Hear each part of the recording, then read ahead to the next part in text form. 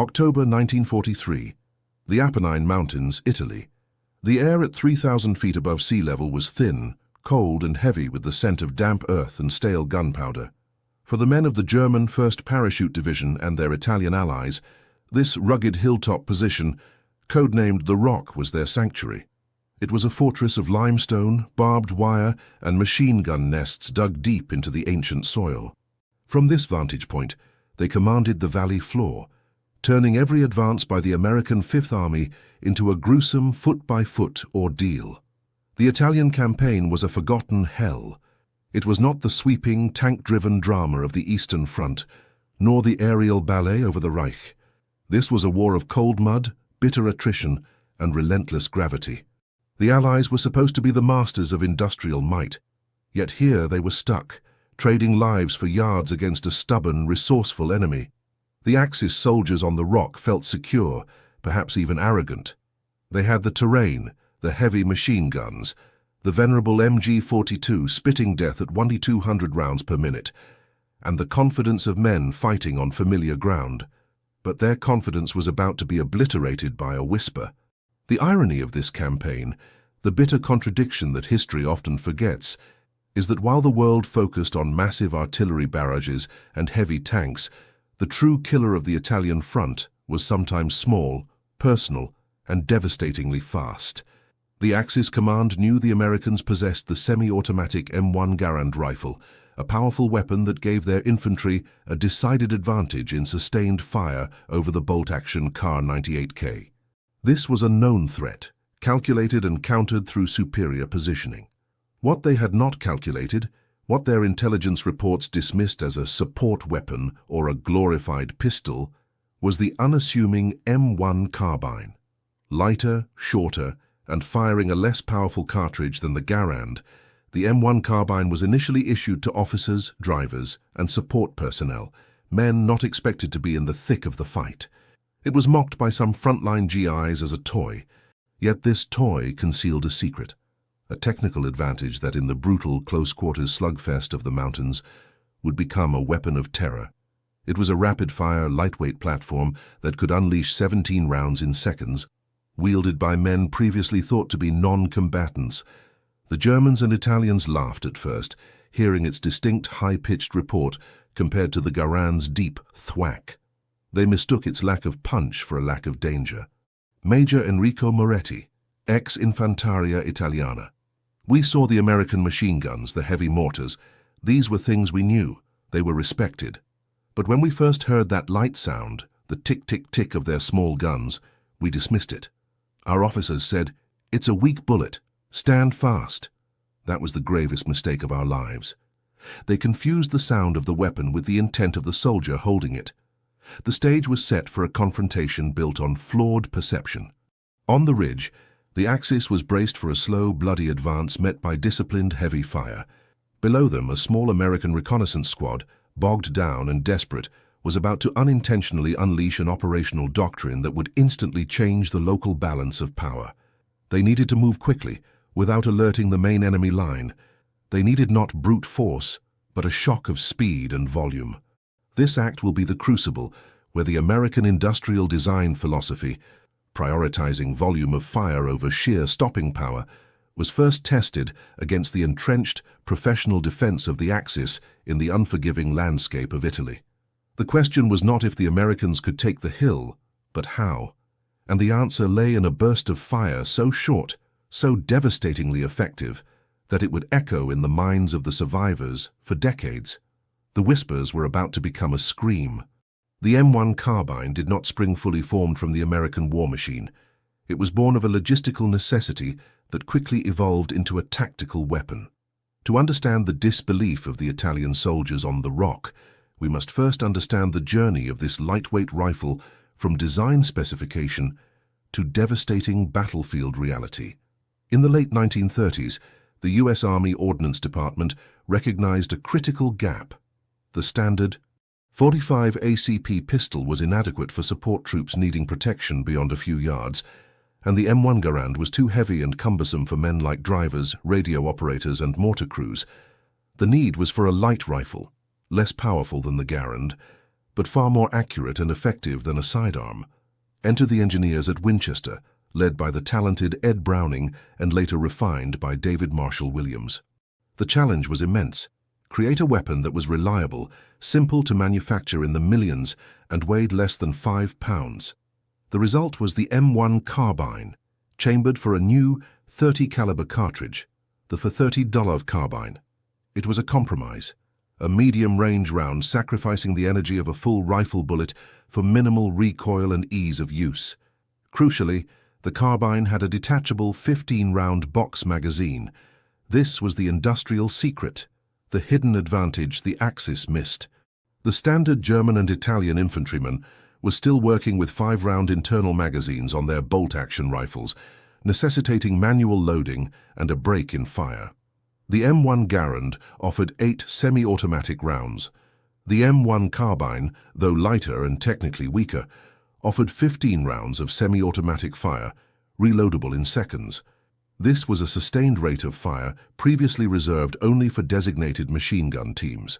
David M. Williams, Winchester engineer. We were told it was for truck drivers. We were told it was for clerks. We designed it for quick application and maximum simplicity. But the soldier, the man on the line, he doesn't care about our specifications. He cares about survival. And 15 rounds, easily loaded, easily carried, that's a serious conversation when the enemy is 10 feet away. The Carbine's true potential was realized only when it reached the hands of the combat soldier.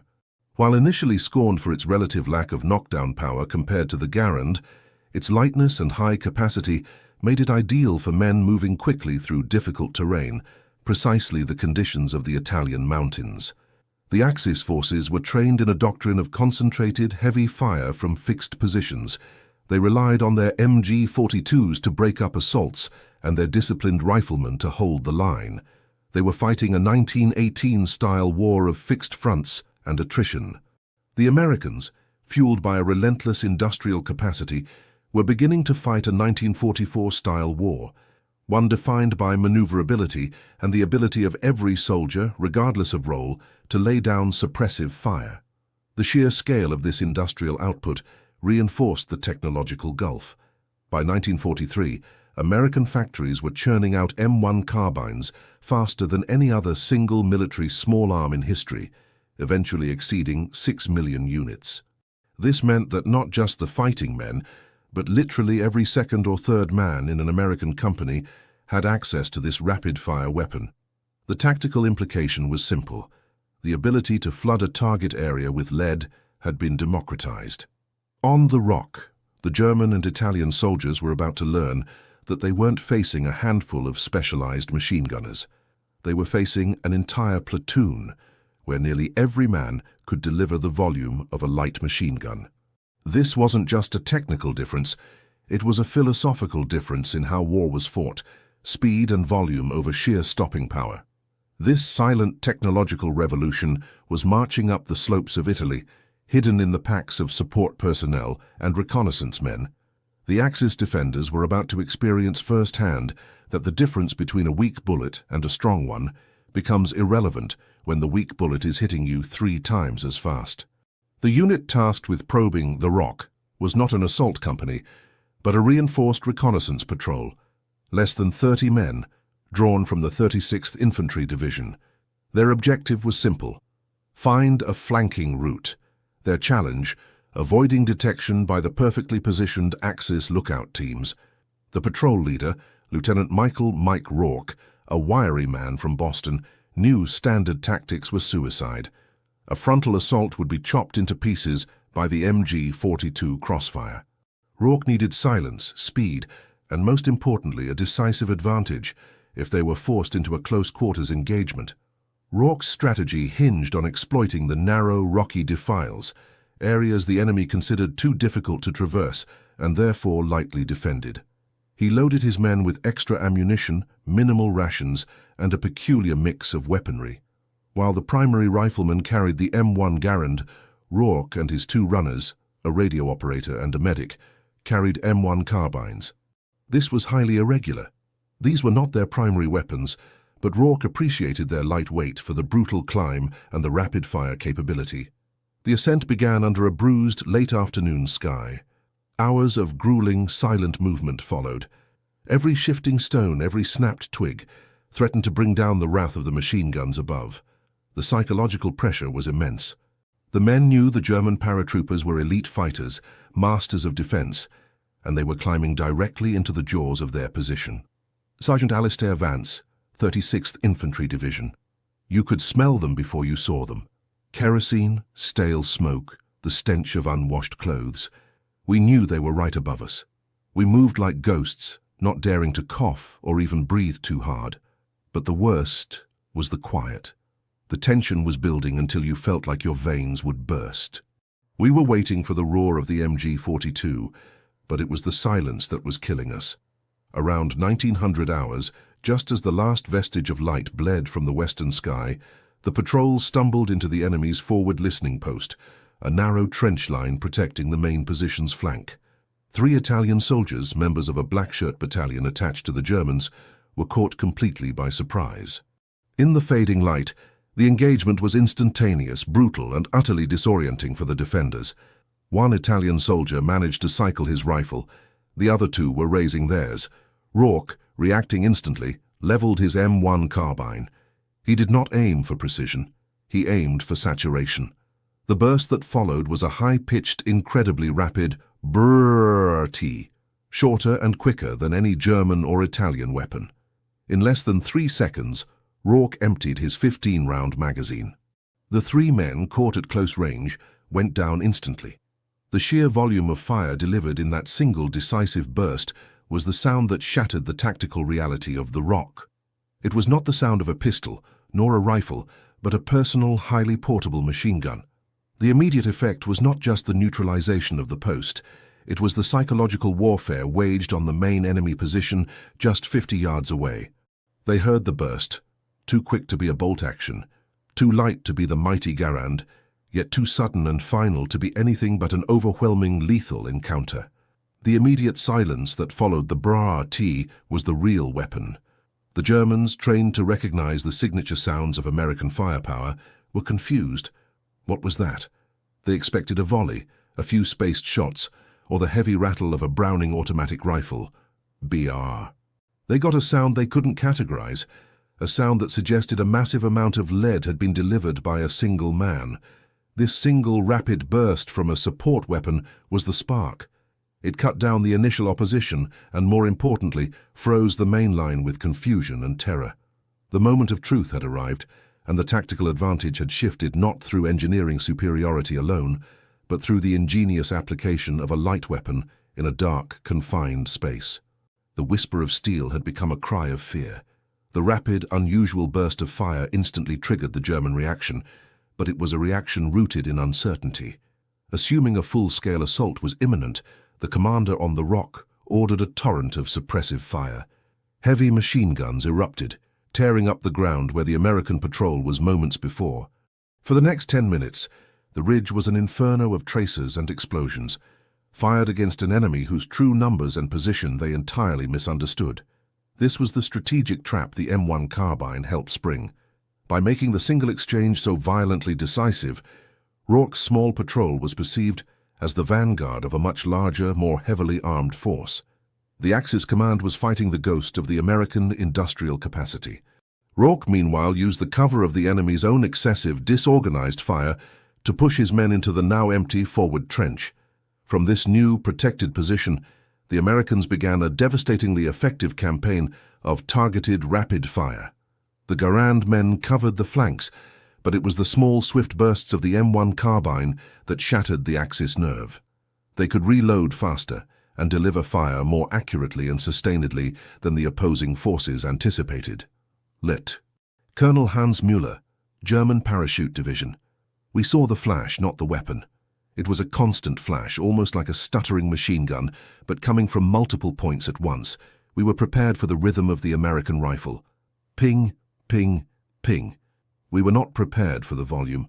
Every time we tried to raise our heads, there was this hissing buzz of bullets from nowhere. It was a panic. Our soldiers were trained to counter fire, but this fire was unending, coming from rifles we were told were weak. The true terror was psychological. The German and Italian soldiers had never faced a semi-automatic weapon with such high capacity in the hands of every kind of enemy soldier. In the close confines of the trench network, the velocity of the M1 carbine round, while less potent at long range, was easily lethal, striking with the impact of a sledgehammer up close. The enemy's disciplined defense crumbled into frantic, isolated fire. A key moment came when a German flamethrower team attempted to clear the newly taken forward trench.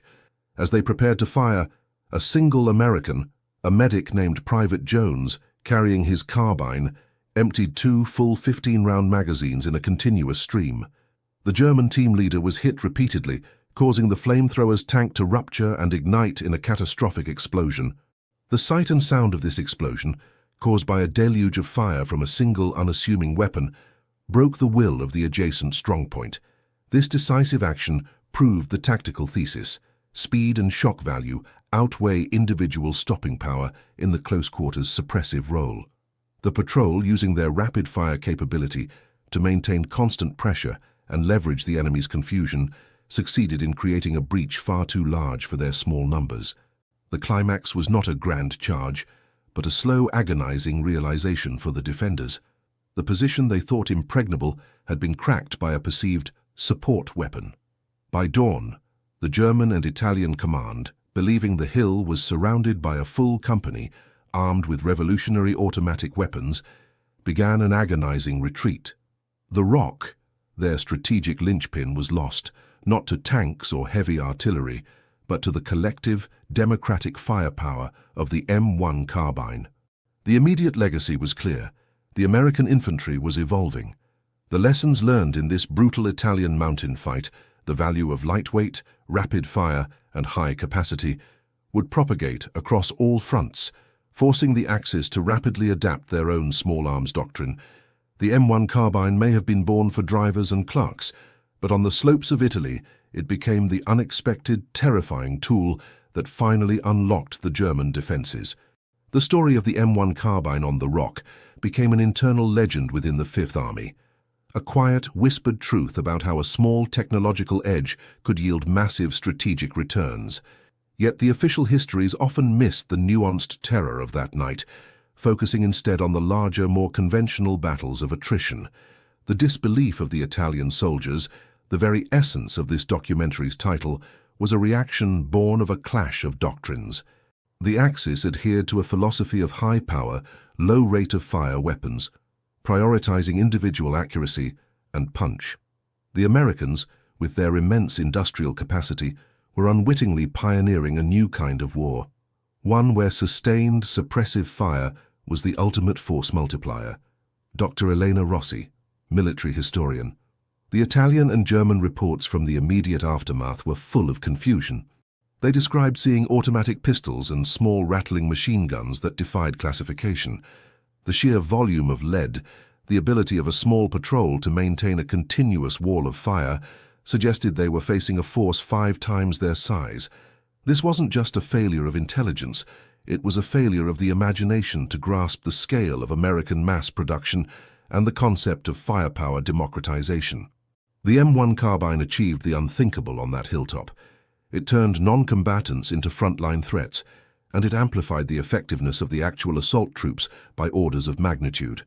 For the American GIs, the carbine was a lifesaver, light to carry, easy to shoot, and devastatingly reliable when the moment came. Statistics show the M1 carbine soon became the second most used infantry weapon of the war, a testament to its battlefield utility far beyond its initial support role. The human element of this story is the most profound. For Lieutenant Rourke and his men, the night was a blur of adrenaline and instinct. They were not attempting to prove a tactical theory, they were simply trying to survive. Yet by using the most effective tools at their disposal, the speed of the carbine and the surprise of the terrain, they turned an impossible task into a rout. Their grit, magnified by the technology of volume, secured the objective.